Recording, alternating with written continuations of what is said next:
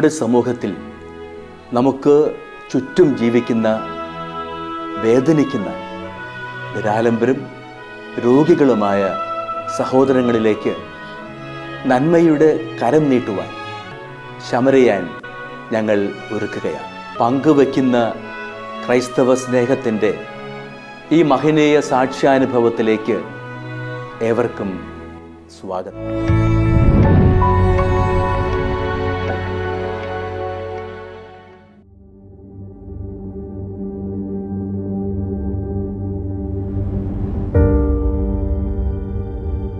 ഇത് തൃശൂർ ജില്ലയിൽ വടക്കേക്കാട് പഞ്ചായത്തിൽ കല്ലൂർ മോലിട്ട് വീട്ടിൽ കുര്യാക്കോ വർഗീസിന്റെ ഭവനം.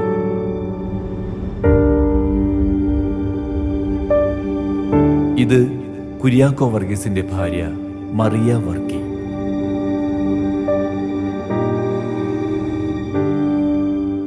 ഇവർ ഒരു ക്രോണിക് ബ്രോങ്കയിൽ ആസ്മ രോഗിയാണ്.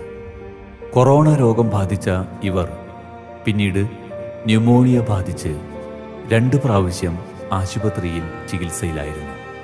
പിന്നീട് അവർക്ക് ഫാറ്റി ലിവർ, ഹാർട്ടിൻ്റെ വാൽവിൻ്റെ തകരാർ മുതലായ അസുഖങ്ങളാൽ കഷ്ടപ്പെടുകയാണ്.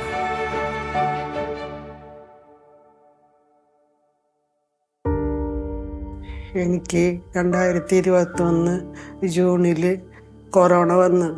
ഒരു പ്രാവശ്യം വന്നു, അത് ഭേദമായി വന്നിട്ട് 2 ആഴ്ച കഴിഞ്ഞില്ല, വീണ്ടും കൊറോണ വന്നു. 2 പ്രാവശ്യം അടുപ്പിച്ച് കൊറോണ വന്നപ്പോൾ ശ്വാസമുട്ട് കൂടുതലായി, പനി പിടിച്ചു. അങ്ങനെ എന്തിനു പറയുന്നു, അവിടെ നിന്ന് നേരെ മെഡിക്കൽ കോളേജിൽ കൊണ്ടുപോയപ്പോൾ ന്യൂമോണിയായി, ലെൻസിൽ പോക്കായി, ലെൻസ് വീക്കായി. പിന്നീട് ഹാർട്ടിന് പ്രോബ്ലമായി.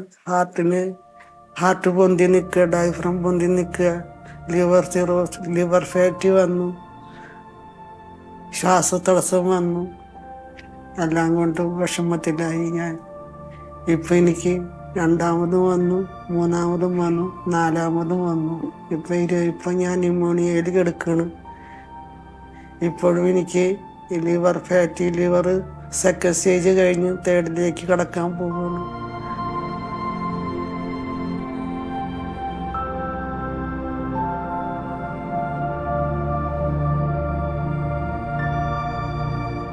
ഞാൻ വടക്കേക്കാട് ഗ്രാമപഞ്ചായത്തിലെ 15ാം വാർഡ് മെമ്പറായ ഫസുൽ അലിയാണ് സംസാരിക്കുന്നത്. എൻ്റെ വാർഡിൽപ്പെട്ട മരിയ വർക്കി 2-3 കൊല്ലമായിട്ട് രോഗാവസ്ഥയിലാണ്. ഡോക്ടർമാർ അവരുടെ സൂക്കടിനെ പറ്റി പറയുമ്പോൾ വളരെ ഗുരുതരമായ അവസ്ഥയിലാണ് അവരിന്നും ജീവിക്കുന്നത്. അവരുടെ കുടുംബം സാമ്പത്തികമായി വളരെ ബുദ്ധിമുട്ട് അനുഭവിക്കുന്നവരാണ്.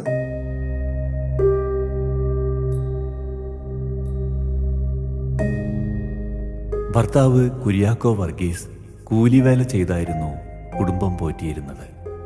65 വയസ്സ് കഴിഞ്ഞ ഇദ്ദേഹത്തിന് ജോലിക്ക് പോകുവാൻ സാധിക്കുന്നില്ല. ഇവർക്ക് 3 ആൺകുട്ടികളാണുള്ളത്. അതിൽ 2 പേർ വിവാഹം കഴിച്ച് മാറി താമസിക്കുകയാണ്. അവരിൽ നിന്നും ചികിത്സയ്ക്ക് ആവശ്യമായ ഒന്നും തന്നെ കിട്ടുന്നില്ല എന്ന ദുഃഖത്തിലാണിവർ. എൻ്റെ പേര് വർഗീസ് എന്നാണ്. ഞങ്ങൾ സന്തോഷമായിട്ട് തന്നെ കഴിഞ്ഞിരുന്നത്. നല്ലൊരു ജീവിതം, നല്ലൊരു പണി കാര്യങ്ങളൊക്കെ ആയിട്ട് നടന്നു പോയിരുന്നതൊക്കെയാണ്. പിന്നീട് ആണ് മക്കളെ കല്യാണം കഴിഞ്ഞത്. മക്കളെ കല്യാണം കഴിഞ്ഞപ്പോൾ കുറച്ച് കാലമൊക്കെ ഒരു കൊല്ലത്തോളമൊക്കെ ഒരു ഭംഗിയായിട്ട് അവർ സന്തോഷമായിട്ട് കഴിഞ്ഞു. പിന്നെ ഒക്കെ ഓരോ വിഷയങ്ങൾ വന്ന് അവർ ഞങ്ങളെ ഇട്ട് പോയി. 4 കൊല്ലമായി ഞാൻ കിടക്കണു. എൻ്റെ മക്കൾക്ക് യാതൊരു കഴിവുമില്ല. അവർ 2 പേരും കഷ്ടത്തിലാണ് ജീവിക്കുന്നത്. അവർക്ക് ഇനി നോക്കാനുള്ള പാകില്ലെന്ന് പറഞ്ഞത്. ഞാനാണ് ഈ വീടിൻ്റെ ലോണിൽ എൻ്റെ മോനെ പഠിപ്പിച്ചു. ഇപ്പോൾ ഈ വയ്യായി വന്ന പിന്നെ ജോലി ചെയ്യാനൊന്നും പറ്റാണ്ടായി. ആൾക്കും വയ്യാണ്ടാവുമ്പോൾ 10-65 വയസ്സായി. എൻ്റെ ആൾക്ക് പണിയെടുക്കാൻ പോകാനുള്ള ആരോഗ്യം കുറഞ്ഞു പോയി. അവരുടെ ഭർത്താവ് വർക്കി നിത്യജോലിക്ക് പോയി കൂലിപ്പണി ചെയ്തിട്ടാണ് കുടുംബം പോറ്റുന്നത്. മരിയ വർക്കി അവർക്ക് ആരോഗ്യം ഉണ്ടായിരുന്ന അവസരത്തിൽ ഇവിടെ അടുത്തുള്ള സ്ഥാപനങ്ങളിലൊക്കെ സ്കൂൾ കുട്ടികളെ കൊണ്ടുപോകുന്ന വണ്ടിയിൽ ക്ലീനറൊക്കെ ആയിട്ട് ജോലി നോക്കിയിരുന്ന ആളാണ്. ഇപ്പോൾ അവർ വല്ലാത്തൊരവസ്ഥയിലാണ്. ഞാൻ അവരെ വീട്ടിലിരുന്നിട്ടാണ് സംസാരിക്കുന്നത്. അവർക്ക് താഴെയുള്ള മകനാണെങ്കിൽ പഠിക്കുന്നേ ഉള്ളൂ. അപ്പോൾ എല്ലാം കൊണ്ടും സാമ്പത്തികമായി ഞെരുങ്ങുന്ന അവസരത്തിൽ അവർ ചികിത്സക്ക് മതിയായ ഫണ്ട് തയ്യാത്തോണ്ടാണ് ഇപ്പോൾ അവർക്ക് എല്ലാവിധ സാമ്പത്തിക സഹായവും സന്മനസ്സുകളുടെ സഹായത്തിന് വേണ്ടിയിട്ടാണ് ഈ ഒരു അഭ്യർത്ഥന നിങ്ങളുടെ മുമ്പിൽ വെക്കുന്നത്.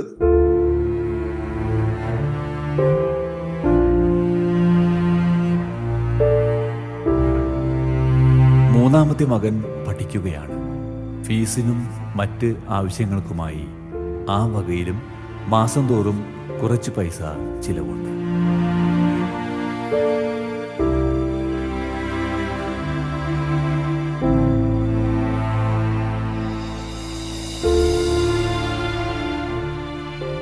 ചെറിയ മോനാണെങ്കിൽ വയസ്സായിട്ട് ഉണ്ടായ കുഞ്ഞാണ്. അവന് 2 ന്യൂമോണിയ കഴിഞ്ഞ കുട്ടിയാണ്. അവന് വേണ്ടിയിട്ടും കുറേ കഷ്ടപ്പെട്ടിട്ട് ഞങ്ങൾ വളർത്തി. ഇപ്പോൾ 10-20 വയസ്സായി. ഇപ്പം അവന് പഠിപ്പ് ഒക്കെ കഴിഞ്ഞു, ജോലി ആയിട്ടില്ല. കൊറോണ പിടിപെട്ടിട്ട് ഇപ്പോൾ 2-3 കൊല്ലമായിട്ട് ചികിത്സയിലും കാര്യങ്ങളൊക്കെ ആയിട്ട് ആശുപത്രി കയറിയാർക്കും വീട്ടിലേക്ക് ഡോക്ടർമാരെ കൊണ്ടിരിലും ആശുപത്രി കൊണ്ടുപോലും ചികിത്സയിലായിട്ട് വിട്ടു പോകണില്ല. ന്യൂമോണിയ ഉണ്ട്, ഹാർട്ട് പ്രോബ്ലം ഉണ്ട്, ശ്വാസം കിട്ടില്ല, ഓക്സിജൻ കിട്ടില്ല, സോളിയം കിട്ടില്ല. അങ്ങനെയൊക്കെ ആയിട്ട് ചികിത്സയിലിട്ട് കഷ്ടപ്പെട്ടിട്ട് ഞാൻ ജീവിക്കുകയാണ്. എനിക്ക് കൽപ്പനയാണ്. അത് പോകാൻ പറ്റാതെ അവളെ നോക്കിയിട്ട് വീട്ടിലിരിക്കലും ആശുപത്രി പോകലും ഒക്കെയാണ്. വേറെ വരുമാനമൊന്നും എനിക്കില്ല.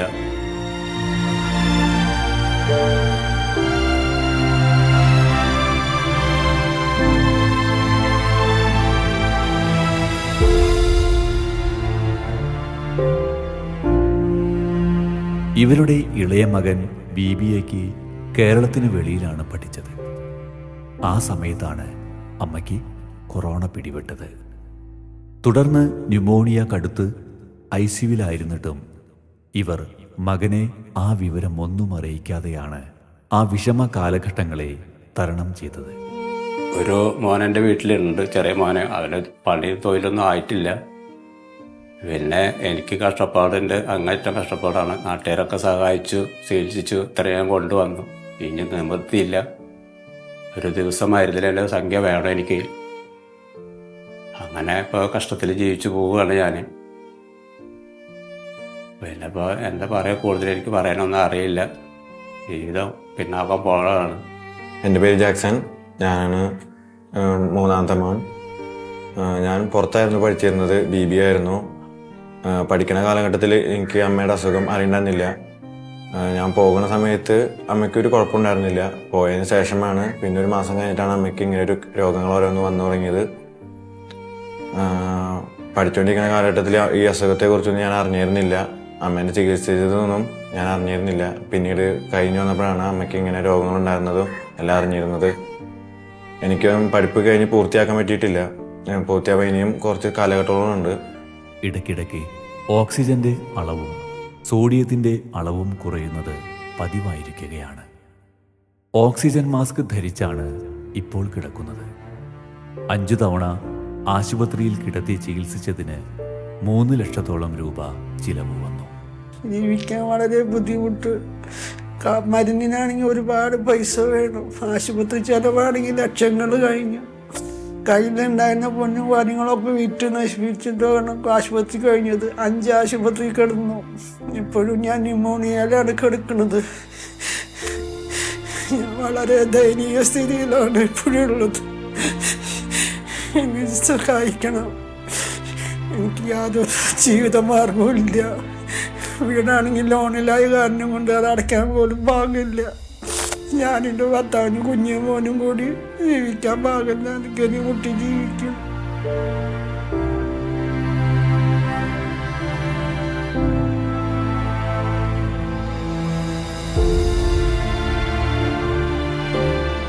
ലൈഫ് ലോങ് മരുന്ന് കഴിക്കണം എന്നാണ് ഡോക്ടർമാർ നിർദ്ദേശിച്ചിരിക്കുന്നത്.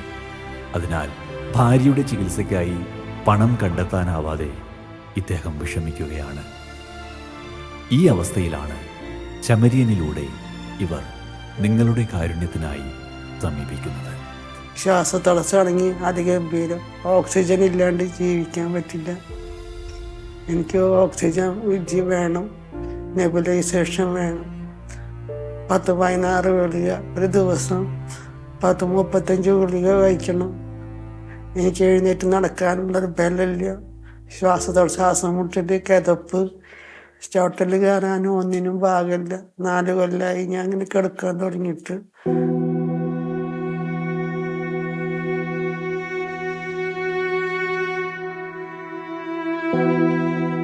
സഹായത്തിന് ആരും അടുത്തില്ലാതെ കഠിന രോഗപീഠ അനുഭവിച്ച ഇവരുടെ ആ അവസ്ഥ എത്രയോ വേദനാജനകമാണ്.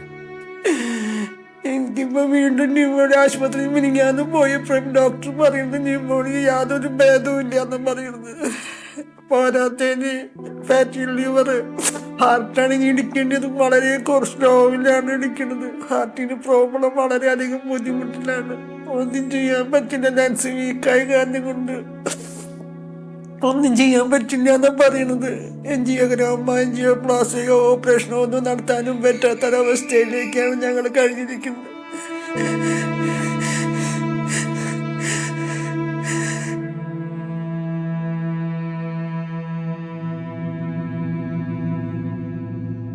ഇതുവരെ പിടിച്ചു നിൽക്കുവാൻ ഇവർക്ക് കഴിഞ്ഞെങ്കിലും അനുദിനം വർദ്ധിച്ചു വരുന്ന രോഗാവസ്ഥ ഓർക്കുമ്പോൾ ഇവർ ആകുലപ്പെടുകയാണ്. എനിക്കാണെങ്കിൽ ഒരു പണിയെടുക്കാനുള്ള ആരോഗ്യമില്ല. കുമ്പിടാനോ വരാന് ഒരു വെയിറ്റുള്ള ഭക്ഷണസാധനങ്ങൾ എടുക്കാനോ യാതൊരു പറവുമില്ല. കിടന്നറിഞ്ഞിട്ട് 4 വർഷമായി.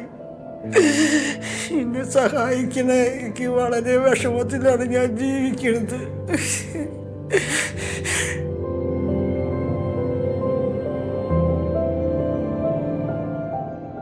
ചിലവേറിയ ഈ ചികിത്സാ രീതി മുന്നോട്ട് കൊണ്ടുപോകുവാൻ സാധിക്കാതെ വിഷമിക്കുന്ന ഇവർക്ക് ഗുഡ്നസ് ടിവിയുടെ നല്ലവരായ പ്രേക്ഷകരുടെ പ്രാർത്ഥനാപരവും സാമ്പത്തികപരവുമായ സഹായം നൽകണമെന്ന് ഞങ്ങൾ അഭ്യർത്ഥിക്കുകയാണ്. എനിക്ക് ജോലി ചെയ്യാൻ ഒന്നിനും പറ്റണില്ല. എൻ്റെ ഭർത്താവ് പണിയെടുക്കാൻ പോയെങ്കിൽ മാത്രമാണ് ജീവിതമുള്ളത്. അതൊന്നും ചെയ്യാനുള്ള ആവത് അദ്ദേഹത്തിന് ഇല്ലാതെ ആയിപ്പോയി. അദ്ദേഹത്തിന് വളരെ ടയേർഡായിട്ടാണ് ഇടയ്ക്കിടയ്ക്ക് പനി വരികയാണ്. അയാളുടെ ജീവിതം കഷ്ടത്തിലാണ്. ഞങ്ങൾ അതിൽ ജീവിക്കാൻ പറ്റാണ്ട് ഇപ്പൊ 1.5 മാസം പനി പിടിച്ച് കഴിഞ്ഞിട്ട് വളരെ വിഷമിച്ചു പോയി. മക്കൾക്ക് യാതൊരു ശ്രദ്ധയും ഇല്ലാതെയായി. അവരൊക്കെ ഇട്ടിട്ട് പോവുകയും ചെയ്തു. ജോലികളൊന്നും ആവാത്ത കാരണം എനിക്ക് കുടുംബത്തെ സഹായിക്കാൻ പറ്റിയിട്ടില്ല.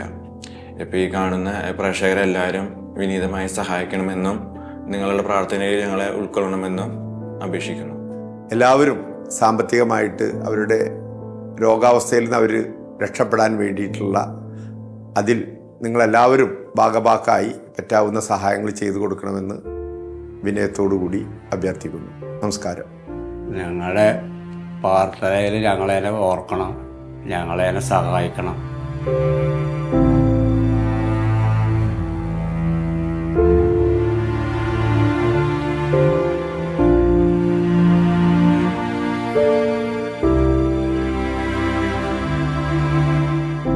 സഹജീവികളെ സ്വന്തം സഹോദരങ്ങളെ പോലെ കരുതി തങ്ങളാൽ കഴിയുന്ന വിധത്തിലുള്ള സഹായങ്ങൾ നൽകുന്ന സുമനസ്സുകളായ നിങ്ങളെ നന്ദിപൂർവം സ്മരിക്കുന്നതോടൊപ്പം ഇനിയും നിങ്ങളുടെ സഹായഹസ്തങ്ങൾ ഇങ്ങനെ വിഷമിക്കുന്ന നമ്മുടെ സഹോദരീ സഹോദരന്മാർക്ക് ഇനിയും നൽകുവാൻ നിങ്ങൾക്ക് ദൈവം കൃപ നൽകട്ടെ എന്ന് പ്രാർത്ഥിക്കുന്നു.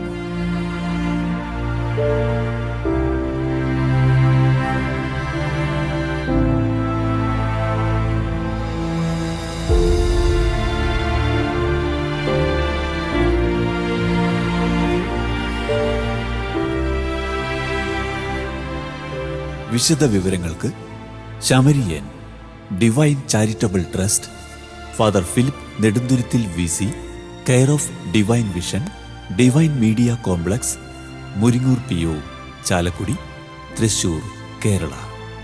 പിൻ 680309. Phone 048027000893. Mobile 9446143727. Email samarian.divinevision@gmail.com.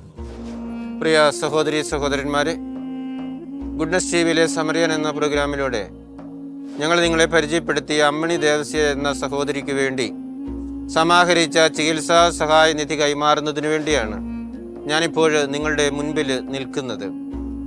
Shrimati അമ്മണി 2 വർഷമായിട്ട് ക്യാൻസർ ബാധിതയായിട്ട് അമൃത ആശുപത്രിയിലും RCCയിലും ചികിത്സയിലാണ്. അവരുടെ ചികിത്സയ്ക്ക് മജ്ജ മാറ്റിവെക്കേണ്ട അസുഖമാണ്. ധാരാളം പണം ചിലവുണ്ട്. അവരുടെ വീട് മൂക്കന്നൂർ അടുത്ത് ഫിസാറ്റിൻ്റെ അടുത്തുള്ള ഒരു 4 സെൻറ്റ് കോളനിയിലാണ് അവർ ജീവിക്കുന്നത്. അവർ കൂലിവേല ചെയ്ത് ജീവിച്ചു കൊണ്ടിരിക്കുന്ന കുടുംബമാണ് അവരുടെ കുടുംബം. അങ്ങനെയുള്ള ഒരു സാഹചര്യത്തിൽ ചികിത്സയ്ക്ക് ബുദ്ധിമുട്ട് അനുഭവപ്പെട്ട സാഹചര്യത്തിലാണ് ഗുഡ്നസ് ടിവിക്ക് അവരെ പരിചയപ്പെടുന്നതിനും അവരുടെ രോഗാവസ്ഥ ഗുഡ്നസ് ടിവിയിലൂടെ നല്ലവരായ പ്രേക്ഷകരെ അറിയിക്കുന്നതിനും ഇടയായത്. അപ്പോൾ ആ പ്രേക്ഷകർ നല്ല രീതിയിൽ പ്രതികരിച്ചതിൻ്റെ ഫലമായിട്ട് ഇപ്പോൾ 1,25,000 രൂപ പിരിഞ്ഞു കിട്ടുകയും അത് കൊടുക്കുവാനായിട്ട് സാധിക്കുകയും ചെയ്യുന്നു. എൻ്റെ ഇടതുവശത്ത് നിൽക്കുന്നത് ശ്രീമതി അമ്മണിയുടെ ഭർത്താവ് ദേവസ്യയാണ്. അദ്ദേഹം മരപ്പണിക്കാരനായിരുന്നു. ഇപ്പോൾ ശാരീരികമായ അവശതകൾ മൂലം മുട്ടിനൊക്കെ പ്രശ്നമുള്ളത് കൊണ്ട് അതിന് പോകാൻ സാധിക്കുന്നില്ല. അദ്ദേഹം ഇവിടെ എത്തിയിരിക്കുകയാണ്. ഗുഡ്നസ് ടിവിയുടെ നല്ലവരായ എല്ലാ പ്രേക്ഷകരുടെയും പേരിൽ ഈ തുക അദ്ദേഹത്തിന് ഞാനിപ്പോൾ ശ്രീമതി അമ്മണിയുടെ ചികിത്സയ്ക്കായിട്ട് ഏൽപ്പിക്കുകയാണ്.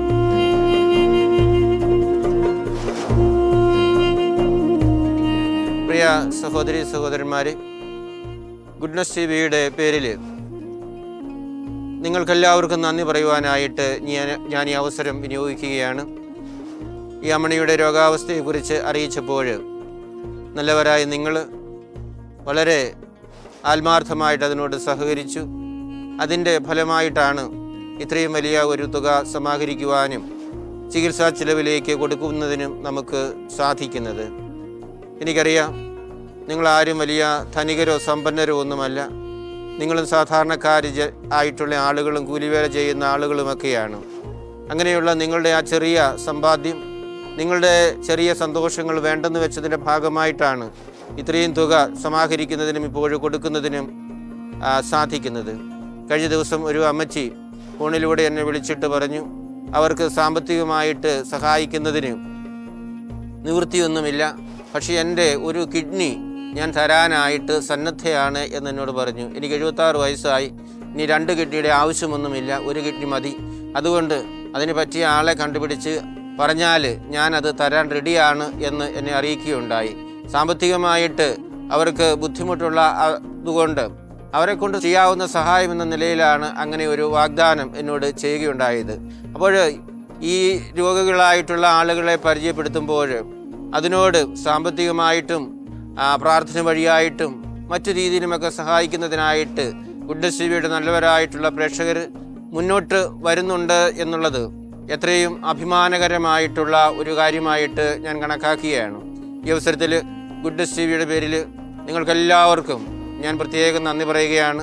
നിങ്ങളെല്ലാവരെയും ദൈവം സമൃദ്ധമായിട്ടും അനുഗ്രഹിക്കട്ടെ എന്ന് പ്രാർത്ഥിക്കുകയാണ്.